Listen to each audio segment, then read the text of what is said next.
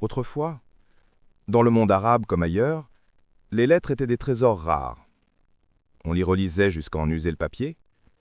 On les cachait sous l'oreiller, on les conservait dans des boîtes en fer ou des tiroirs secrets. Mais elles pouvaient aussi disparaître, brûlées par la peur, perdues dans un déménagement, effacées par le temps. La mémoire écrite était fragile, soumise aux aléas du réel. Hotmail a introduit, presque sans bruit, une idée révolutionnaire. Rien ne se perd, tout peut être gardé. Chaque message envoyé ou reçu restait là, dans la boîte de réception, dans les dossiers envoyés, brouillons ou archives, même après des années, même après un voyage, un changement de pays, une rupture, un deuil.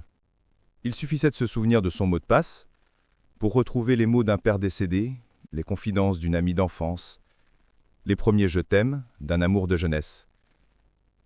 Cette permanence a profondément modifié la relation au passé. Dans des cultures où l'oralité domine, où les histoires se transmettent de bouche à oreille, où les souvenirs s'effacent avec les générations, Hotmail a offert une mémoire numérique collective et personnelle infiniment plus stable que le papier et plus accessible que les cassettes audio ou les carnets secrets. Les gens ont commencé à écrire non seulement pour être lus aujourd'hui, mais pour être relus plus tard. Des mères écrivaient à leur fils parti étudier à l'étranger en ajoutant « Relis ce message quand tu te sentiras seul ». Des jeunes amoureux, séparés par les frontières ou les interdits familiaux, échangeaient des lettres numériques qu'ils savaient qu'ils reliraient toute leur vie. Certains allaient même jusqu'à créer des dossiers spéciaux dans leur Hotmail. Lettre à mon futur moi. Message de mon père. Promesse de 2005. Et puis il y a eu l'amour à l'ère d'Hotmail. Dans des sociétés où les rencontres amoureuses étaient souvent restreintes, surveillées, voire interdites avant le mariage, Hotmail est devenu le jardin secret des cœurs. Des jeunes, parfois issus de familles très conservatrices, ont découvert la possibilité de correspondre librement, avec une intimité relative, loin des regards. Ce n'était pas un espace de séduction légère, mais souvent un lieu de profonde connivence intellectuelle et émotionnelle. On y parlait de poésie, de rêves, de doutes, de foi, de peur. On y construisait des mondes parallèles faits de mots. Beaucoup de ces correspondances n'ont jamais débouché sur une rencontre réelle. Mais elles ont laissé des traces indélébiles. Des âmes se sont formées dans ces échanges. Des décisions de vie ont été prises après avoir relu une vieille lettre dans un moment de doute. Et même après une rupture, personne ne supprimait vraiment les messages. On les laissait là, comme des fantômes bienveillants, des preuves qu'un jour on a été vu, compris, aimé, même si ce n'était que par écran interposé. Cette capacité à archiver l'intime a aussi changé la manière de vivre le deuil. Lorsqu'un proche disparaissait, dans un accident, une guerre ou une maladie, sa boîte Hotmail, s'il la partageait ou si un proche connaissait les codes, devenait un sanctuaire numérique.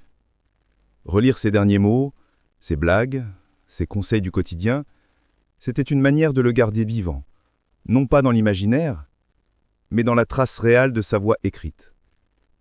Dans les pays touchés par les conflits, l'Irak, la Syrie, la Palestine, des familles entières ont perdu leurs maisons, leurs photos, leurs papiers, mais parfois miraculeusement, elles gardaient accès à une vieille adresse Hotmail. Et là, dans les dossiers, se trouvaient les seules traces numériques de vie brisée. Un message d'anniversaire, une photo d'enfant avant la guerre, une lettre d'un frère en relais de force. Dans ces cas-là, Hotmail n'était plus un service. Il devenait une arche de mémoire, un ultime lien avec ce qui avait été. Et c'est peut-être là, dans cette capacité à faire coexister le passé et le présent, que réside le legs le plus profond de Hotmail. Il n'a pas seulement accéléré la communication, il a ralenti l'oubli. Il a permis à des gens qui vivaient dans des mondes instables, politiquement, socialement, émotionnellement, de dire « ce que j'ai vécu compte, ce que j'ai dit reste ». Aujourd'hui, à l'ère des messages éphémères, des stories qui disparaissent en 24 heures, des conversations effacées automatiquement, cette idée de conserver pour toujours peut sembler démodée. Mais pour une génération entière, surtout dans le monde arabe, C'était une révolution silencieuse. Le droit de garder ses souvenirs, ses amours, ses deuils, sans avoir à les cacher, sans avoir à les perdre. Hotmail, dans sa simplicité technique, a offert ce luxe rare, la permanence de la voix humaine. Et même si les nouveaux outils sont plus rapides, plus beaux, plus intelligents, peu d'entre eux ont su recréer cette sensation profonde, celle de savoir qu'un mot écrit en 2003 peut encore réchauffer un cœur en 2025. Car, derrière chaque adresse hotmail.com, il n'y a pas seulement une botte de messagerie. Il y a une vie, une mémoire, une histoire qui refuse de disparaître.